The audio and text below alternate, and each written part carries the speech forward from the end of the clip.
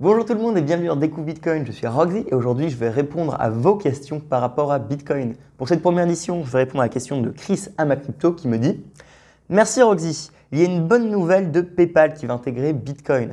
Ça a fait pomper le Bitcoin à 12 700. Penses-tu qu'il y aura une corrélation, notamment due au fait que les gouvernements reconfinent?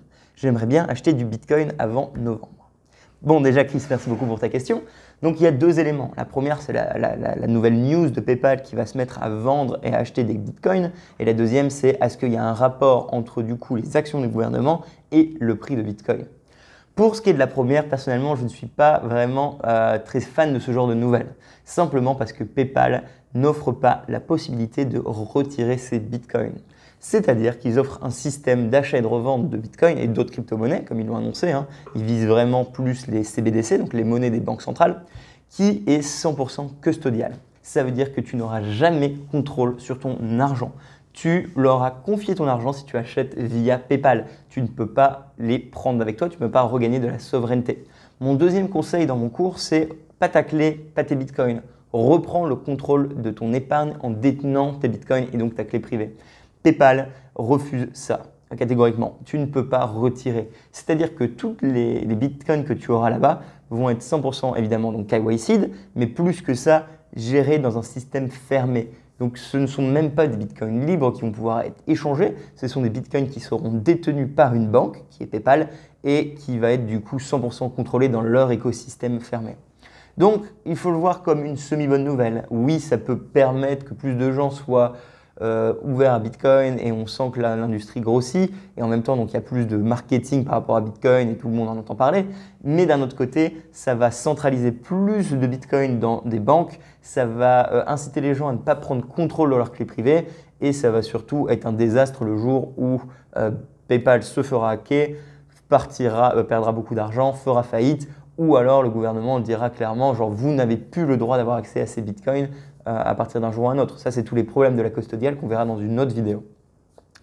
Pour ce qui est du prix, il y a deux choses à ta question. Déjà, est-ce qu'il y aura une correction? J'aime pas faire de conseils financiers, mais quelque chose que je peux dire, c'est que tout prix qui monte descendra. Et ça fait extrêmement longtemps que le prix de Bitcoin monte constamment.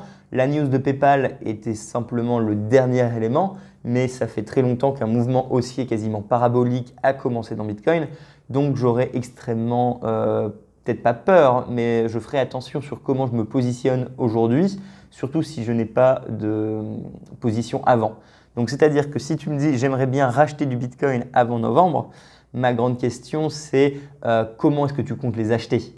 Est-ce que tu comptes acheter tout maintenant alors que le prix vient de faire 10-15% ou est-ce que c'est pas plus intéressant peut-être de faire du dollar cost average avec ce qui te reste? Acheter un petit peu toutes les semaines, comme ça que le prix continue à monter ou que le prix se met à crasher violemment et stagner, tu auras une exposition. Il y a d'excellents services en France comme StackingSat qui s'est mis en place. Tu peux simplement créer un plan d'épargne Bitcoin avec eux et donc ne plus t'intéresser au prix. Si on considère qu'une prochaine bulle spéculative est proche de nous et qu'énormément de gens vont se mettre à FOMO dans le prix, dans ce cas, avoir une solution de dollar cost average est vraiment la stratégie la plus sûre. Tu ne t'intéresseras moins du coup psychologiquement au prix. Le dernier point de la question, c'est pour savoir s'il y a une corrélation du coup entre les interventions de l'État et donc le reconfinement et le prix de Bitcoin. C'est déjà beaucoup trop tôt pour le savoir, simplement parce qu'on n'a pas assez de recul pour comprendre vraiment les implications que ça aura. Un deuxième point à prendre en compte, c'est que la France n'a pas non plus énormément à dire par rapport au prix du Bitcoin. Ça reste énormément global et du coup, je pense que c'est un très très petit facteur. Par contre, si on prend la thèse, donc tout ce qui est plus long terme et macro, et donc on imagine la big picture de qu'est-ce qui se passe, le reconfinement indirectement va faire énormément de mal aux restaurateurs, aux petits business et ça va être assez douloureux pour l'économie réelle. Pour éviter des faillites en cascade qui sont liées au manque d'activité, forcément l'État va devoir intervenir d'une façon ou d'une autre. Et donc on peut considérer, ce n'est pas une thèse impossible, qu'il y aura quand même beaucoup d'impression monétaire dans les prochains mois, les prochaines années. Si on considère Bitcoin comme étant donc une parade contre l'inflation, contre l'impression monétaire, parce qu'il y en a 21 millions, parce que c'est une monnaie saine, dans ce cas, on peut imaginer en effet que les actions du gouvernement et donc le reconfinement va jouer au long terme sur Bitcoin. parce que du coup, il y aura plus d'intérêt à aller vers Bitcoin sur le long terme.